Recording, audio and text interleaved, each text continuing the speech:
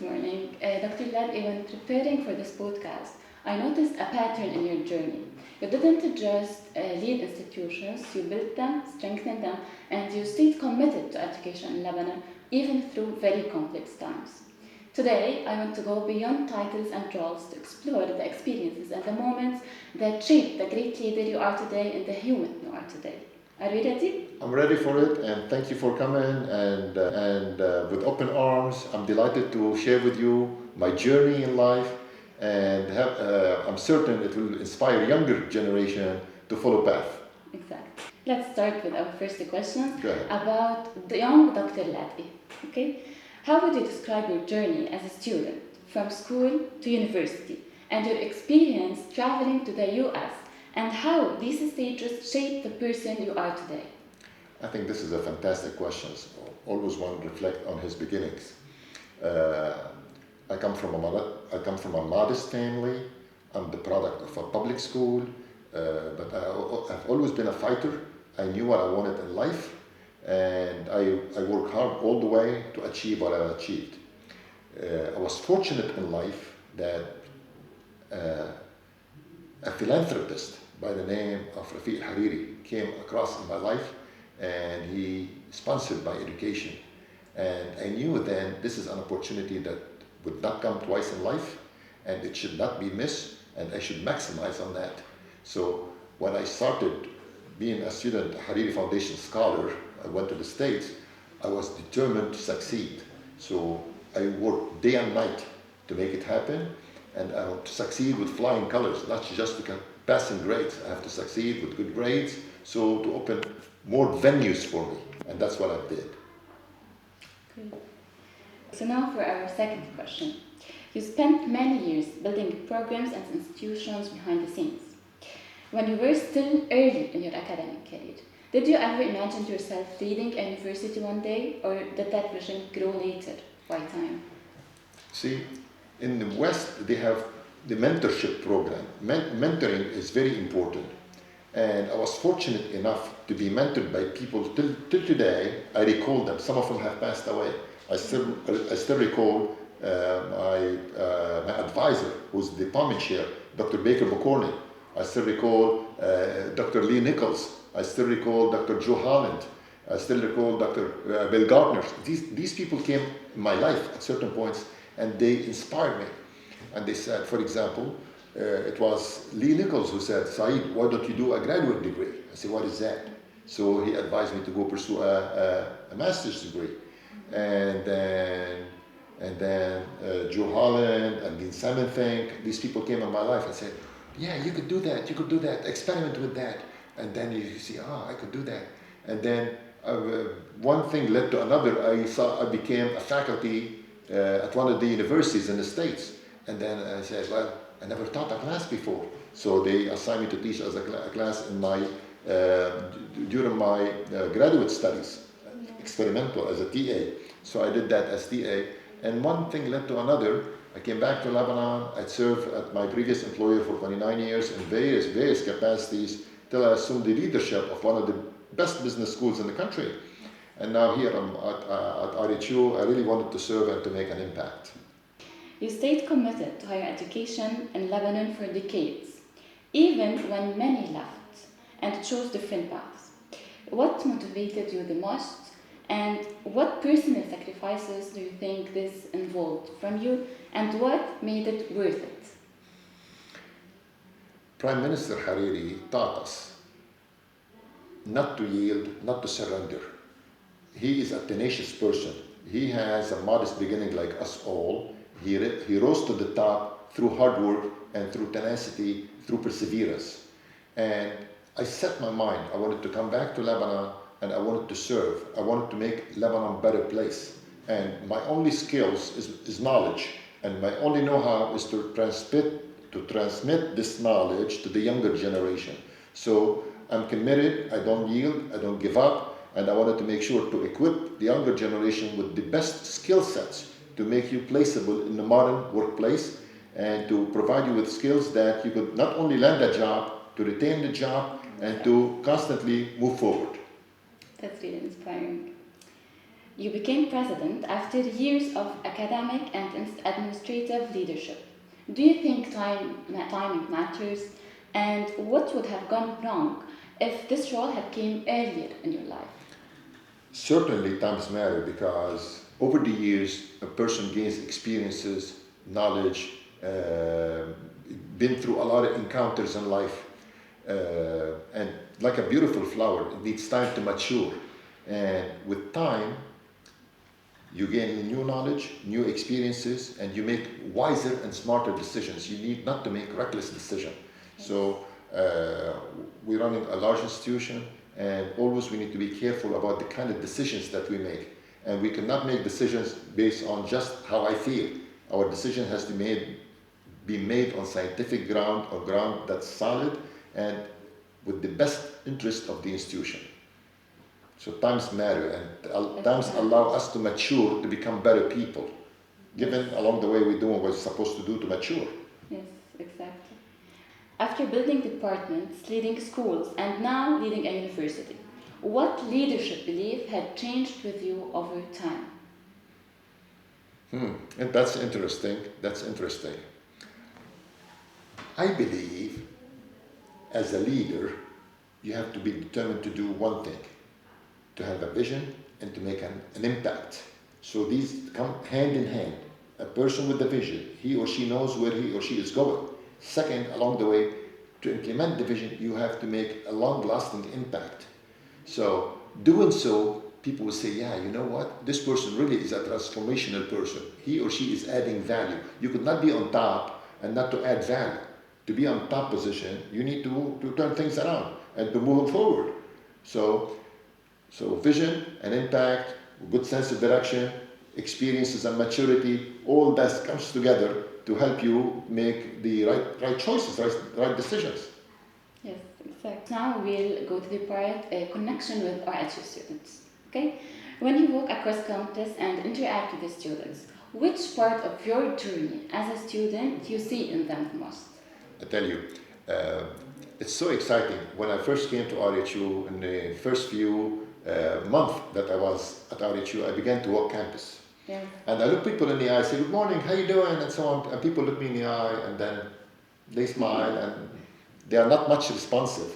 Now, almost 2 years later, I walk the campus and say, how you doing, guys? What's up? And the guys talking, and they came warm, and they recognize the president. So it's very important to develop the bond between this person and the younger generation, because this is what RHU is all about.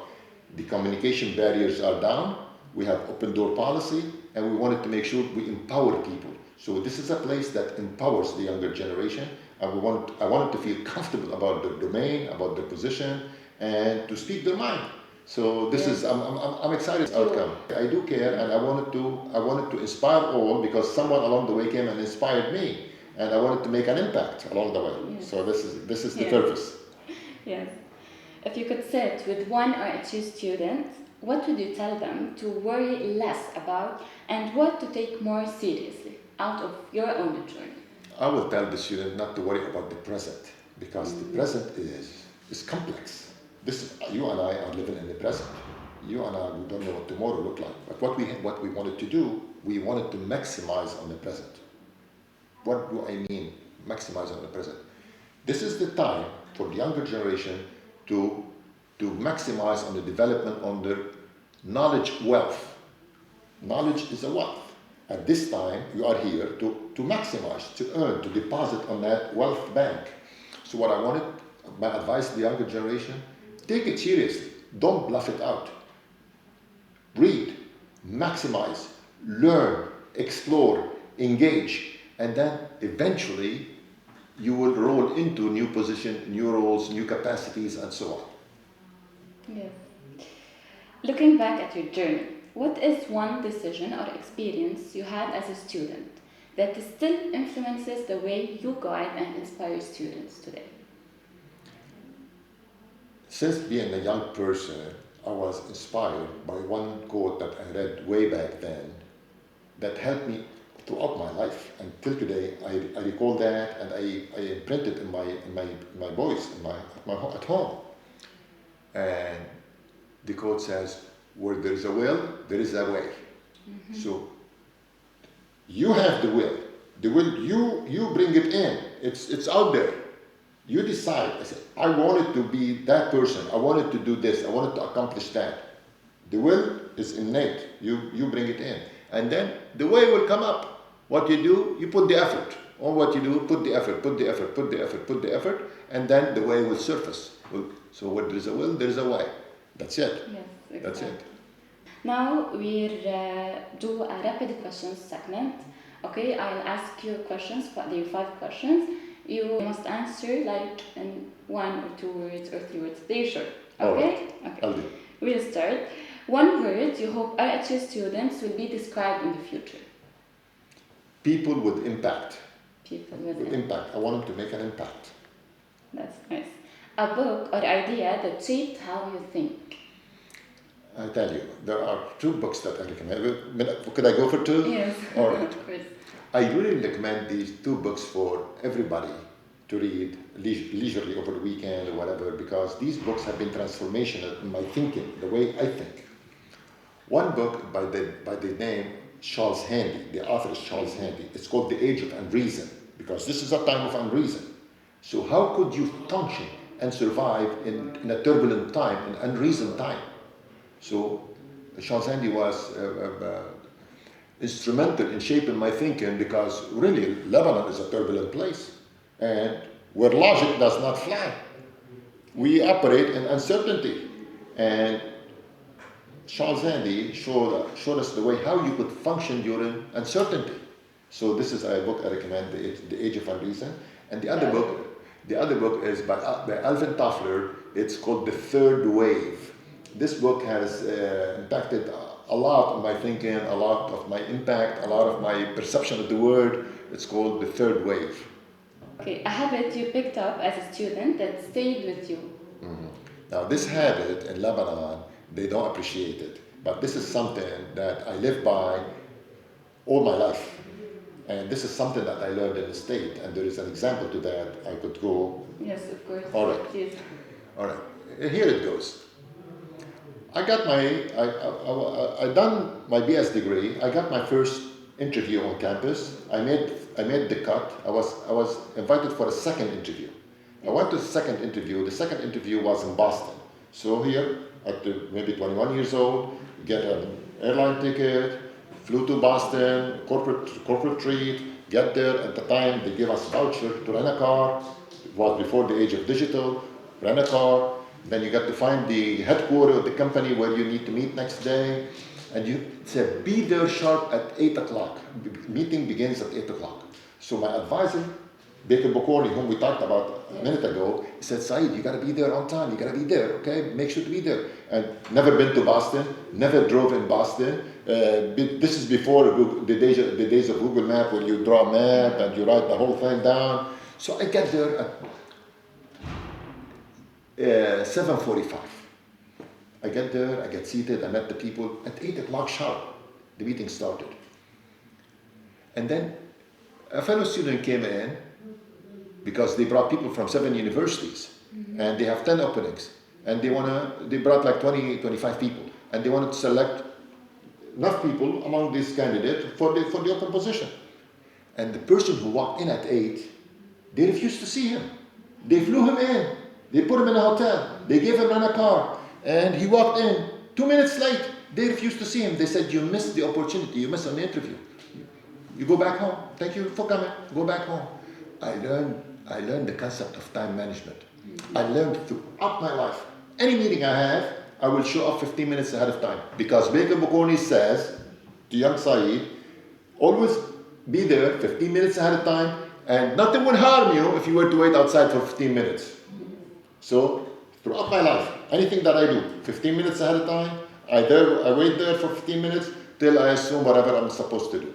Yes. So time management, this is my management, my message to the boys, time management. And I tell you, you will miss in 1 second. You will miss. And here I saw a person miss on a job. Yes. Yeah? So to get a job is a challenge. And to miss, that to be invited in, ha! So this is it. Yes, really time management is crucial. Time. Yes. quote or phrase that always motivate you? I like this quote. This is by Maya Angelou. Be the rainbow in someone's cloud. Because you don't know what someone's day would look like. I don't know what's going on in someone's household. I don't know what's going on in someone's life. But to make an impact, I have to be the rainbow in someone's life. So every day, this is my motto. I wake up and say, where I could be a rainbow. Because I'm here, I've been sent to lead and to make an impact. To make an impact, I have to be your rainbow and this person's rainbow and this person's rainbow. So here I am. I wanted to be the rainbow in someone's life. That's so kind. I agree.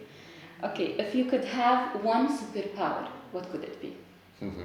If I would have one superpower, I really wanted to end really poverty and world hunger. So these issues, they harm me when I still pee. I see places around the world where really people don't have sanitary water, or they don't have food on their table, and so on. That hurts. That hurts. So if I could really wipe out this issue, that'd be fantastic. That'd be fantastic. Yes, true. If you could relive one day as a student, what day would it be? I really enjoy being a student. I really enjoy going to the classrooms. I really enjoy going to the labs. I really enjoy learning. I'm a student of life. So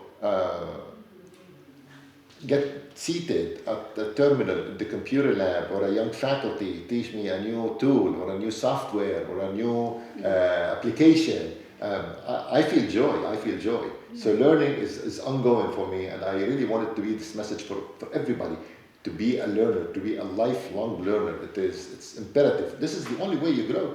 This is the only way to grow, to be a lifelong learner. I mean, in your leisure time, pick up a book and read. So don't just pass time passively.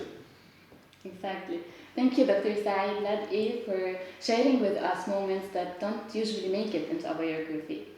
Your experiences and insights really inspire us as students, and your resilience, growth, and purpose always reminds us that those come along the challenges that come along the way. Well, thank you for coming. Thank you for coming. Thank you for inviting me to be part of your podcast. I'm excited. Okay, thank you. May you all have a good day.